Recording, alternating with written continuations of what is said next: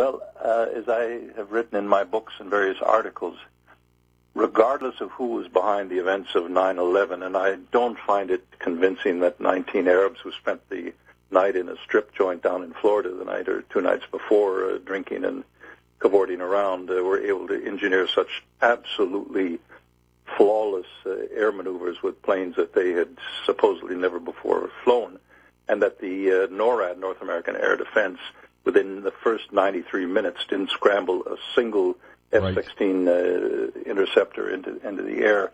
I find that really stretches the imagination of what's possible, and I've talked to NATO Air Force experts who say that is the possibility of that is zero. That being set aside, I think what's clear is that the Bush administration, Cheney-Bush, didn't skip a heartbeat in terms of formulating how they were going to use that event, and that's the thing that I focus on. Why did Tower 7 collapse? Was it detonation and so forth? I've heard architects and engineers give very, very convincing presentations that it had to be controlled detonation, as you have when you bring down high-rise buildings for demolition. But the point is what happened after 9/11, and that is this declaration by the Bush administration of a universal war on terror. How convenient, because who's to say who's a terrorist? It might be your next-door neighbor. It might be someone who speaks a little funny. That Sure. A terrorist can lurk under the bed. This is like communism back in the 50s when I was a kid. You distrusted everybody who thought a little bit differently, who had some original idea, because he might be a terrorist, or this country or that country might be a terrorist. So that provided, I think, for the faction around Cheney, who really were and are a war hawk faction tied deeply to big oil and the Pentagon. It provided them the perfect rationale for a war. And it wasn't a war on Osama bin Laden. They very quickly forgot about him in the caves of Tora Bora until quite recently, when it seems that Obama wanted to dust him off and recreate the myth of Osama in order to boost his poll ratings a little bit before the 2012 election.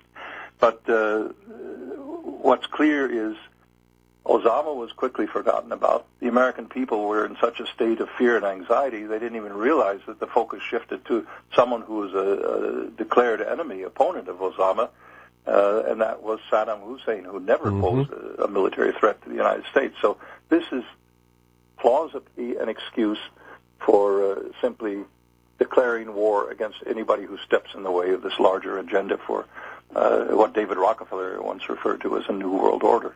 And it's my perception, William, that that plan is rapidly underfoot now. Beyond Afghanistan and Iraq and what has happened in the past, it seems like they have speeded the entire process up, and I don't understand why. Why do they seem to be so desperate to get this all done so fast? Well, I think on one level, they are not operating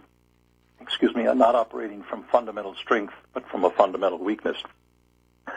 It's my estimation that the subprime crisis that erupted in spring and summer of 2007, which really wasn't a subprime crisis as we now understand, it was a fundamental crisis of the American banking system, the 7 or 8 derivative banks in New York, Citigroup, J.P. Morgan, Chase, Goldman Sachs, Morgan Stanley, and so forth.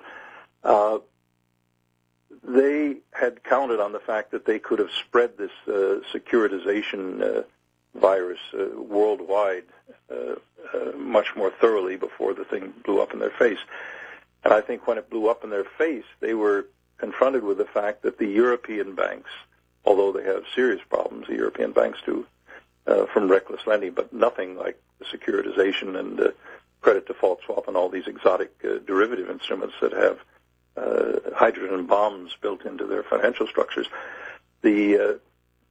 I think that set their timing a little bit off, and they had to resort to desperate measures like Treasury Secretary Henry Paulson, the former head of Goldman Sachs, did when he blackmailed Congress into voting him $700 billion through the TARP plan without any restraints on how he could use it, so he could bail out his old cronies on Wall Street, as we now know. And the Congress was blackmailed into that by Paulson letting Lehman Brothers, the fourth largest investment bank, go belly up. That scared the living daylights out of the Congress and out of the whole world, really.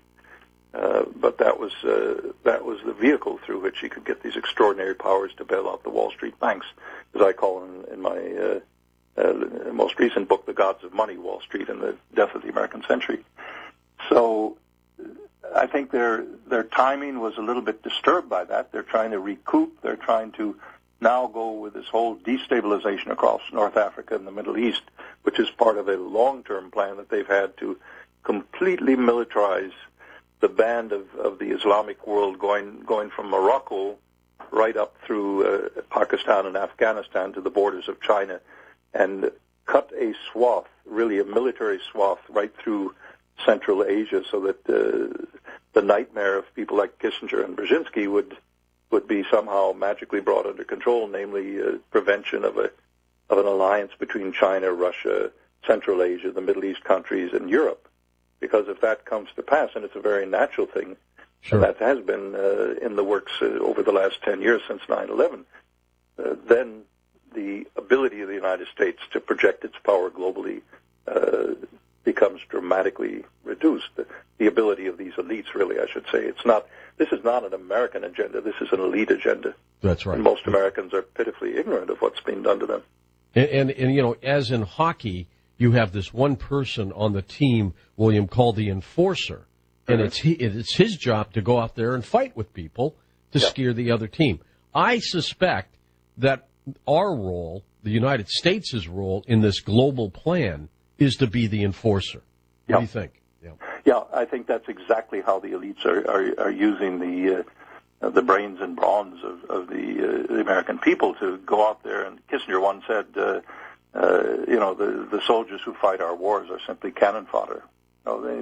These elites don't care in the slightest how many people die. Look at what Rumsfeld approved in terms of massive multiple vaccinations during the Iraq War back in 2003, including smallpox vaccinations that no doctor or nurse who had any experience was willing to take.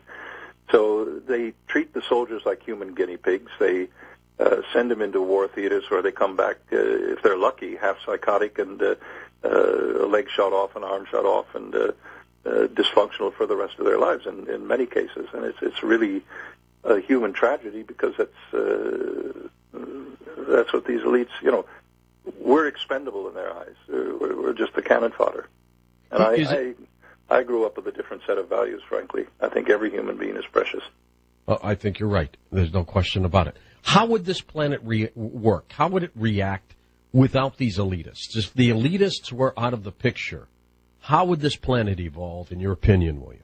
I think we would have, and we would, and I think we still are in a situation where we can turn this thing around. If people understand the power that individuals have to move mountains, then anything is possible. But that's why these elites manipulate things like Hollywood, entertainment, bread and circuses, to simply keep people in a fantasy world and keep them feeling impotent and powerless against all these forces. But they're not. I mean, they're something almost 6 billion of us and maybe a few 100,000 of them, 150,000 or so. So the odds are definitely in our favor if we simply start turning the prism a little bit and realize what the proper relationships are. Well, I'm convinced they know that we know now. As a matter of fact, Brzezinski, speaking before, I think, a CFR meeting years ago, said that people are beginning to become aware of the agenda here, and he was pretty concerned about that. Mm-hmm.